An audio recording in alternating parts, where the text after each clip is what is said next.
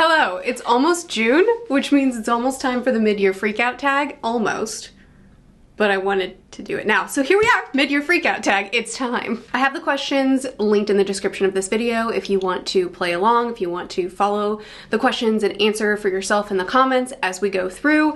But we are going to be answering the age-old questions that are posed at the midpoint of the year. Question number 1. Best book you've read so far this year? I think it would be appropriate for me not to count rereads, which would mean that Every Morning the Way Home Gets Longer and Longer can't be on this list.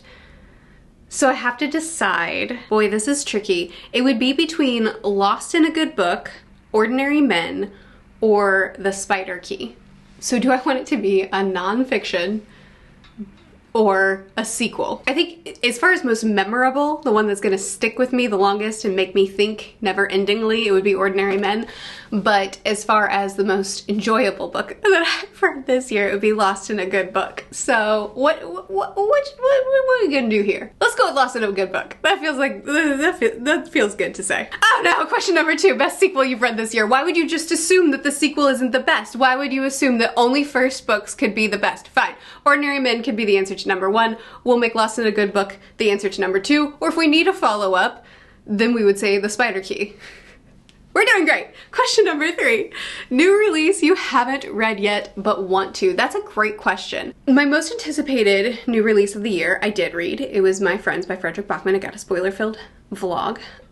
My other most anticipated book this year was The Devils by Joe Abercrombie, but once it was released, I suddenly, for some reason, wasn't in the mood for an Abercrombie book, and then early reviews have been kind of mixed, and it's killed my desire to read it immediately. I'm going to read it. Abercrombie is one of my all-time favorite authors, but I'm just not really in the mood for him, and since this doesn't seem to be widely regarded as one of his best, I just feel like wait until you need an Abercrombie fix. So one that I haven't read that I want to, that I need to get to. In June is going to be released a nonfiction book called Submersed, which I'm pretty excited about. But that's not been released yet, and so I don't think that that's in the spirit of this question. Actually, still not really in the spirit of this question, but there's a Ken Liu book that's coming out later this year that didn't make it into my new release video because I'm a fool and I didn't see it when I was looking for new releases.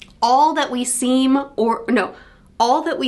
or Seem. This will be released in October, so it's really not in the spirit of the question. That doesn't matter. Julia Z, a young woman who gained notoriety at 14 as the orphan hacker, is trying to live a life of digital obscurity in a quiet Boston suburb. It's Liu's first sci-fi thriller, which is crazy to think about because while I think that he's such a brilliantly concise writer where he can pack so much into so few words, at the same time, he's not a quick writer. Like, he is efficient, but he also takes his time, if that makes sense. So I can't imagine him writing a thriller. I don't care. It's Liu. I'm gonna read it. High-stakes adventure where she must use her AI whispering skills to unravel a virtual reality mystery, rescue a kidnapped dream artist, and confront the blurred lines between technology, selfhood, and the power of shared dreams. Sounds like nothing he's ever written other than like some short stories but this is a full-length novel, very different from the other novels that I've read of him. I think any that he's written. I'm excited for it. This is my most anticipated book of the year, starting now. Question number 5, biggest disappointment.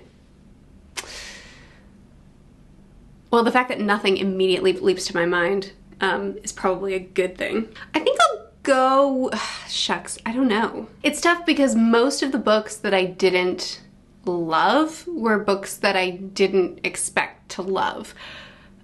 Like, Fourth Wing got 3 stars, but I expected it to be a 1 star. That was the opposite of the biggest disappointment. It was a surprise that I liked aspects of it. Same for Tomorrow. I fully expected to hate it, and I gave it 3 stars. Unfortunately, I think the most honest answer to this question is My Friends by Frederick Bachman. Even though it's a 3.5-star book, and there's so much about it that I loved, there's also aspects of it that I didn't love, and it was my most anticipated book of the year, so it didn't live up to that expectation, but it not living up to an extremely high expectation while still being something that I'm happy that I've read doesn't feel like it's in the spirit of the question. Let me think one more time. I got one. Biggest disappointment. I got it. Aura. I didn't even talk to you about it on the channel. But it's not anyone's fault but my own. A friend said that it traumatized her, and so I had to read it, and so I did. And then I didn't feel like I had to talk about it after that. But I thought that it was going to be like a fun traumatizing. Question number 6, biggest surprise. Well, the honest answer is Fourth Wing. Because I didn't despise it like I fully thought that I would. But let me give you a different answer. I'm gonna say The Machine Stops. This is a book that was not on my radar, that I hadn't even ever heard of, and then a friend said that it was amazing. It's like 25 pages long, so I picked it up and just was blown away. I loved it so much. If I made like a top 10 books that I've read so far this year, it would absolutely be on it. It was a book that still rings so true about like the direction of society, even though it was written over 100 years ago. Oh my goodness, if you haven't read it, do. Question number 7, favorite new author, debut or new to you? Great question. This probably seems like a dumb answer, but I think I'm gonna go with Ernest Hemingway. I read my first Hemingway book this month. I really enjoyed it, and I'm excited to try more of his stuff. Question number 8, newest fictional crush. Pass. Question number 9, newest favorite character. I might go with Youve. I think I'm going with Youve from my friends. Maybe it's recency bias, but I just flipped through all the books that I read, and it might be Youve or Ali. Oh, it's tough to choose between the two. It might be Youve. Both characters are from my friends. Question number 10, book that made you cry. You know what it should, you know what should be on this questionnaire? Character that made you hate them. Because if that's the case, I have some words with a certain someone in Spider Key. I'm gonna have to go with And Every Morning the Way Home Gets Longer and Longer. I feel bad using a reread, but no book makes me cry like that book does. And I read it twice this year, so we're gonna do it. Question number 11, book that made you happy. Oh, it's Lost in a Good Book. It's Lost in a Good Book. I'm gonna be reading the 3rd book in the series.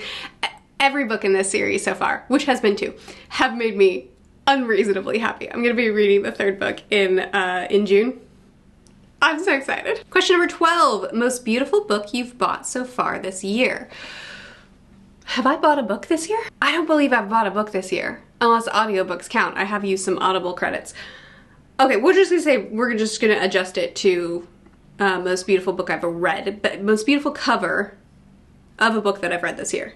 It's a wee bit of a cheat, but I'm actually gonna choose A History of the World in 12 Shipwrecks, which I have not read yet, but it's my next book to read, and it is my favorite cover. As I'm flipping through all these covers, it is my favorite cover of the year.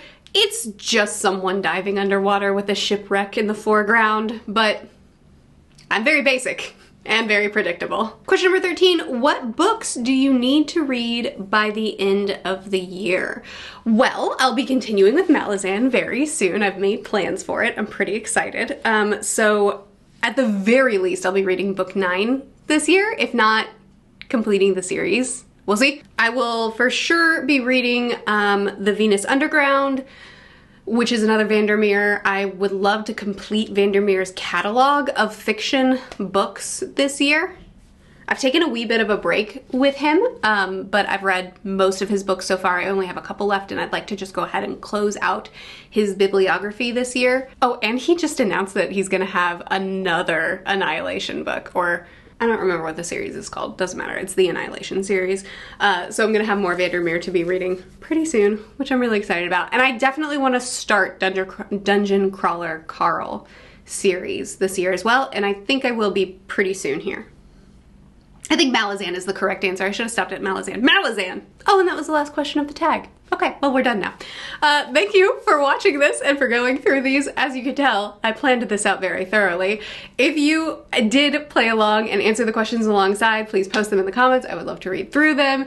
I'll ask well, the first question is the one that I'm the most excited to hear from. So if you didn't fill out all the questions, if you don't feel like going through the whole tag in the comment section, please let me know what your best book of the year was this year and why. I'd love to continue chatting with you in the comments, so please do chat with me more there. I'll see you again soon. Bye.